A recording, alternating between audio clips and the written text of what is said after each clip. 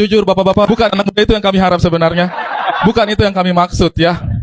Ya, tetua-tetua di sini ya, maksudnya saya minta maaf. Saya hanya mau minta maaf saja. Karena selama bertahun-tahun kami itu selalu berjuang untuk memberikan tempat bagi anak muda di kancah politik. Ya, saya itu salah satu yang getol. Kasih dong kesempatan untuk anak muda di kancah politik. Sampai akhirnya negara ini memberi kami kesempatan menempatkan dia sebagai orang nomor 2 di negara ini. Tapi jujur bapak-bapak, bukan anak muda itu yang kami harap sebenarnya. Bukan itu yang kami maksud ya. Jadi saya mau minta maaf kalau anak muda bisa sampai di posisi itu. Tapi begitulah kejadiannya. Jadi saya dengar Mas Gibran, tapi kita itu hanya bisa membicarakan nama-nama yang secara konstitusi memang boleh jadi cawapres. Nah, konstitusinya mengatakan bahwa untuk menjadi cawapres harus berusia di atas 40 tahun. Jadi rasanya menjadi salah untuk membahas nama-nama yang tidak sesuai kriteria konstitusi. Ya kan? Jangan sampai kita ini unkonstitusional. Kenapa ya banyak keluhan cari kerja terasa amat sulit. Bayangkan seorang anak muda yang baru lulus kuliah, IP-nya bagus, CV-nya rapi, rajin ikut pelatihan, semangatnya membara, tapi setelah berbulan-bulan melamar, balasannya hampir selalu sama. Terima kasih, CV telah kami terima, kami simpan, dan dipanggil kalau ada kesempatan. Lalu, panggilannya tidak pernah datang, dan rasa percaya diri pun kemudian lama-lama berubah, jadi putus asa.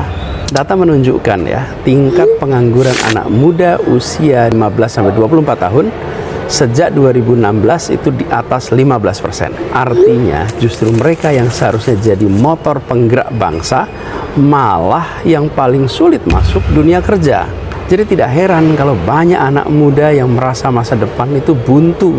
Mereka melihat orang tuanya kerja keras, tapi gajinya tidak cukup. Lalu mereka sendiri sulit mendapat pekerjaan yang layak. Nah, rasa frustasi ini kita dengar setiap hari. Di rumah, di warung kopi, dan di timeline sosial media.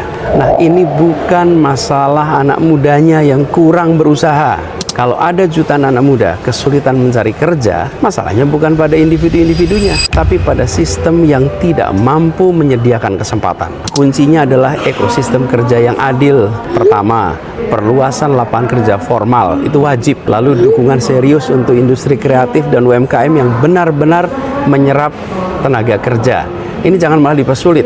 Dan perlindungan sosial yang menjangkau para pekerja baru yang sedang memulai karir. Negara bisa memberi jalan. Kalau kita mau masa depan bangsa cerah, jangan biarkan anak muda terjebak dalam kegelapan pengangguran. Saat anak muda dapat kesempatan kerja yang layak, maka itu bukan hanya rezeki bagi mereka, tapi itu investasi bagi seluruh negeri. Bahkan ketika Sayyidina Umar menjelang wafat, dia mengatakan jangan sampai anak saya ikut di dalam salah satu calon pengganti saya. Sayyidina Ali mengatakan jangan sampai anak saya ikut di dalam salah satu pengganti saya.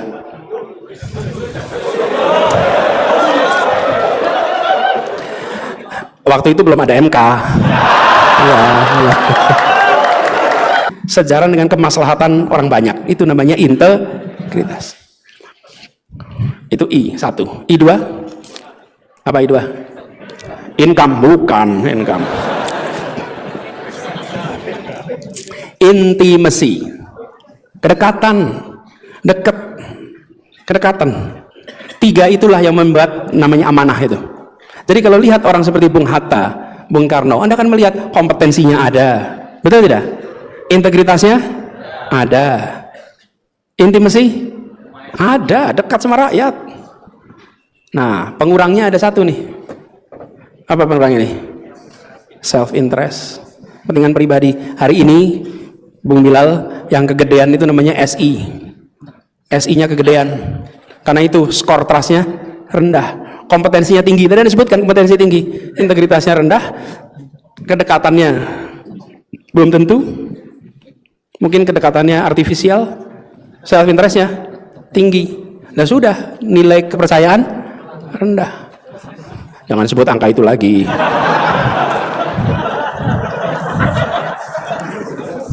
Saya aja nggak ngulang, nanti masalah nanti kan. Nah, jadi saudara sekalian, kita jaga itu semua. Apa yang dikatakan Bilal itu benar. Saya ingin sampaikan satu hal yang hilang di Republik ini. Selain itu adalah meritokrasi. Meritokrasi. Masuk ITB, meritokrasi tidak? Anda jawab itu sendiri. Ketika kita menerapkan meritokrasi, itu yang tadi saya sampaikan. Ketika 4 khalifah itu dipilih, meritokrasi enggak musyawarahnya itu? Musyawarah. Ketika Abu Bakar As-Siddiq radhiyallahu anhu dipilih, itu berdasarkan syura. Sayyidina Umar, Sayyidina Uthman, Sayyidina Ali, itu meritokrasi, rapat, diskusi, dicari yang terbaik di antara semua. Bahkan ketika Sayyidina Umar menjelang wafat, dia mengatakan jangan sampai anak saya ikut di dalam salah satu calon pengganti saya. Sayyidina Ali mengatakan jangan sampai anak saya ikut di dalam salah satu pengganti saya.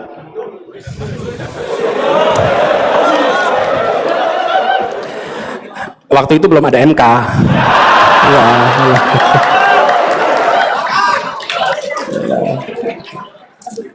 Untung belum ada MK. Waktu itu dikatakan jangan sampai anak saya menjadi salah satu. Jangan. Anda pilih semuanya, meritokrasi. Itulah sebabnya kenapa kita harus jaga. Tapi juga jangan kalau ada yang berprestasi hanya karena dia anaknya lalu dihambat. Kalau dia berprestasi hanya karena dia keponakannya dihambat, jangan juga. Kalau meritokrasi artinya tidak dipandang. Walaupun dia anak, walaupun dia keponakan, kalau baik adalah baik, kalau tidak adalah tidak. Saya pernah dengar cerita rekrutmen di sebuah kementerian luar negeri. Ada salah satu anak pejabat tingginya mendaftar. Salah satu pejabat paling tinggi di kementerian itu. Di kementerian luar negeri. Mendaftar menjadi diplomat. Dan anaknya, kan ayahnya adalah diplomat karir, anaknya bisa lebih dari 2 bahasa.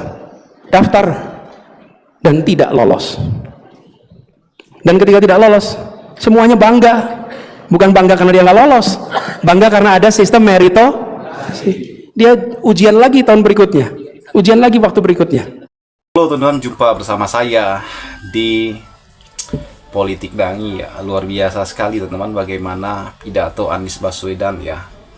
Tokoh yang betul-betul sangat luar biasa ini ya. Dan kalau kita melihat teman-teman bagaimana Anies ini ya masih menjadi primadona ya dalam politik kita. Ya buktinya beliau walaupun berada di luar kekuasaan ya, beliau masih sangat banyak sekali yang mendukung teman-teman. Itu terbukti kalau beliau pergi menghadiri sebuah acara ya, itu masyarakat luar biasa ya berbondong-bondong untuk bertemu dengan Anies teman-teman. Ini membuktikan bahwa bagaimana kekaguman masyarakat terhadap Anies ini sangat luar biasa ya.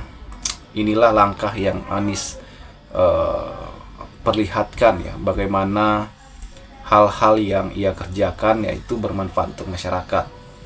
Ya, Anies selalu mengatakan lihat rekam jejak ya kan. Rekam jejak Anies di Jakarta ini sungguh luar biasa teman-teman. Bagaimana Anies kemudian menjadi tokoh yang diidolakan ya kan. Menurut saya apa yang dikerjakan oleh Anies hari ini juga adalah sebuah hal yang sangat luar biasa teman-teman. Jadi nggak heran kalau misalnya 2029 nama Anies ya kembali mencuat sebagai calon presiden ya kan. Dan kalau kita melihat teman-teman bagaimana seorang komika yang yaitu Ari Kriting ya memberikan sindiran keras kepada Gibran ya. Dan ini sangat luar biasa menurut saya teman-teman, karena apa yang disampaikan komika ini teman-teman ya tentu lagi-lagi ya kan bentuk kekecewaan, bentuk protes terhadap kinerja dari Gibran sebagai wakil presiden. Bahkan Ari Kriting mengatakan bukan anak muda itu yang kami harapkan. Itulah bentuk kritikan dari komika ya, yang ada di Indonesia teman-teman, tentunya memberikan kritik ya kepada Gibran teman-teman. Ya kalau kita bandingkan dengan Anies Baswedan ya beda jauh lah ya kan. Karena kenapa? Karena ya Gibran itu sudah menjadi sejarah teman-teman ya, rahasia umum ya, bagaimana lahirnya Gibran sebagai wapres ya. Ini kan menuai kontroversi sampai hari ini ya. Jadi jangan heran kalau Gibran per hari ini pun masih menjadi bahan ya untuk dikritik setiap kalangan. Bagaimana menurut kalian?